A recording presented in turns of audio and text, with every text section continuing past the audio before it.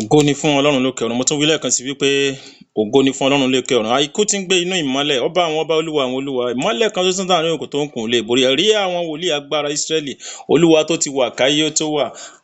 Ègbè lẹ́yìn ọmọ òrukàn, gbanigbani níjọ́ ogun le. Olúwa àwọn olúwa lórúkọ rẹ̀. A yìn ọ́ ní gbogbo ọ̀nà. Ọlọ́run ó ṣé fún ti ọjọ́ òní. A gbé yín ga ní gbogbo ọ̀nà. Mo kí wa lẹ́ẹ̀kan sí lórúkọ Ọlọ́run àwọn ọmọ ogun gbogbo ibikíbi ilẹ̀kílẹ̀ tá ò ti mọ wò mí. Mo kí wa pé ẹ kú àsán, ẹ kú àárọ̀, ẹ sì kú àsálẹ́, ẹ kú ìyálàta ní àkókò tí ó wù tí ẹ ó máa wò mí. Ìwọ̀nba ìṣẹ́jú mélòó kan náà ni mo tún fẹ́ lò. Kì í ṣe pé máa gbà wá lásìkò. Má ti gbé kúrò. Àdúrà kan oṣù ni mo fẹ́ ká gbà nínú ọ̀rọ̀ Ọlọ́run nínú ìwé Àìsáyà. Ṣùgbọ́n níbi tó wà yẹn, mo fẹ́ kó kọ́kọ́ máa dúpẹ́ lọ́wọ́ Ọlọ́run.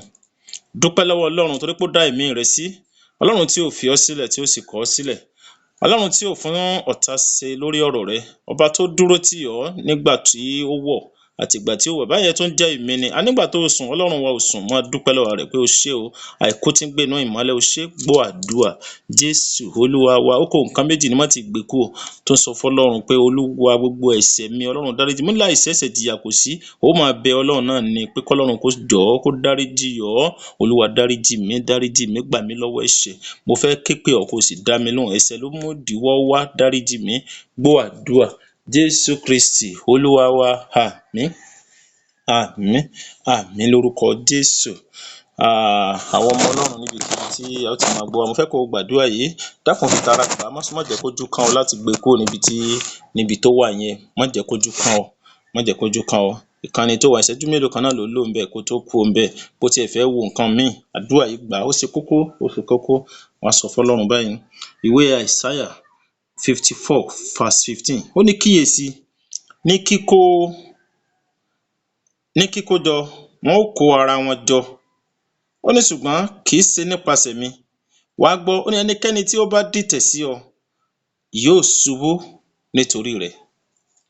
Pé ẹnikẹ́ni tó bá dìtẹ̀ sí ọ ní yóò ṣubú nítorí rẹ̀. Kan sọ fún Ọlọ́run ní gbólóhùn kan. Màá wá súre fún ọ pé Olúwa, gbogbo ẹ̀dá tó tún lè dìde ọ̀tẹ̀ sí mi, pàápàá jùlọ àwa ìránṣẹ́ Ọlọ́run, ẹ dákun ẹ gbàdúrà yẹn. Ìwọ tó jẹ́ ìránṣẹ́ Ọlọ́run tó bá gbọ́ àdúrà ẹ gbà á. Ọ̀tẹ̀ máa ń dìde tó sì ní mọ̀, ó sì máa rẹ́rìn sí ọ, ó sì mọ̀ pé ti dìtẹ̀ rẹ. Sọ fún Ọlọ́run. Ìwọ tó wà wájú nínú ìjọ Ọlọ́run gan, wọ́n ń dìtẹ̀ rẹ. Sáà gbà ni. Ọlọ́run, gbogbo ẹ̀dá tó dìtẹ̀ sí mi, tó dìde ọ̀tẹ̀ sí mi, tó fẹ́ fi ọ̀tẹ̀ paná ògo mi, Ọlọ́run jẹ́ kó ṣubú níwájú mi. Wọ́n á pe olóore mi. Ọlọ́tẹ̀ ó sì ti wà lórí ọ̀tà. Wọ́n á sì dúró láti paná ògo rẹ̀ pé kò tún gbérí mọ́. Àwọn tí ń ronú pé lágbájá làwọn máa pè òun sí ni wọ́n pè wá. Ẹni tí ò bọ̀wọ̀ fáwọn ìyókù, ọ̀tẹ̀ nìyẹn. Wọ́n á sọ fún Ọlọ́run ni.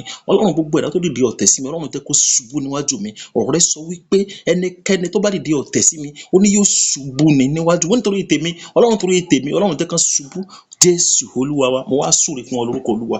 Kì í ṣe nípa ipá tàbí nípa agbára. Gbọ́ ọ̀rọ̀ Olúwa. Ìwọ tó o ṣe àmì yẹn, wọ́n fẹ́ kó o ṣàmì dáadáa ni. O ṣe àmì kó rinlẹ̀ lórúkọ Jésù. Ẹ̀dá tó bá dìde ọ̀tẹ̀ sí ọ, ẹ̀mí mímọ́ ó yá kó bí ṣubú. Gòláyátì tó bá gbé ọ̀tẹ̀ dìde ní sínú ayé rẹ̀ láti fi ọ̀tẹ̀ paná ògo rẹ̀, lórúkọ Jésù ó yá kó ṣubú. Ẹ̀dá tó dìde ọ̀tẹ̀ nínú ìjọ rẹ̀ láti fi ọ̀tẹ̀ tẹ ògo ìpè rẹ̀ rì, lórúkọ Jésù ó yá kó ṣubú níwájú rẹ̀. Ẹ̀mí mímọ́ kó nà á mọ́lẹ̀ lórúkọ Jésù. Sí àmì yẹn, ó yá kó ṣubú níwájú rẹ̀. Gbogbo ẹ̀dá tó fẹ́ fi ọ̀tẹ̀ paná ògo rẹ̀ nílé bàbá àti ìyá rẹ̀, lórúkọ Jésù ó yá kó ṣubú. Àwọn ọlọ̀tẹ̀ ilé yín, lórúkọ Jésù kan ṣubú níwájú rẹ̀. Ọkàn rẹ̀ yóò balẹ̀. Bẹ́ẹ̀ ni yóò rí. Gbọ́ àdúrà. Jésù Kristi Olúwa wa. Àmín. Àmín. Àmín lórúkọ Jésù. Ohun tí tá tó rán mi sí ọ ní ìrọ̀lẹ́ yìí nìyẹn. Ohun tá rán mi sí ọ ní ìrọ̀lẹ́ yóò dára fún wa. Wá gbọ́. O lè fẹ́ máa wò wá lórí Instagram ní ọ̀la Sunday ní aago 4 yóò dára fún wa. And then ní orí YouTube, orí Instagram Adéwọlé 477, ní orí YouTube Christ Campaign TV, orí Facebook Adéwọlé Samuel. Ọmọ Ọlọ́run ni ọ́. Claim ẹ̀ kó fọwọ́ ẹ̀ sọ̀yà pé ọmọ Ọlọ́run lèmi ṣe. Gbogbo ohun tó sì wí ní àṣẹ rẹ̀ yóò sì rí bẹ́ẹ̀. Fẹ́ kó máa type àmì sí inú comment ẹ̀ báyẹn. Ìwọ tó sì ń rá mi yẹn type. Ó rí bọ́lọ́run máa ṣe yanjú ọ̀rọ̀ ẹ ní àkókò yìí. Ó ní tọrọ kó tó jẹ mọ́. God bless you.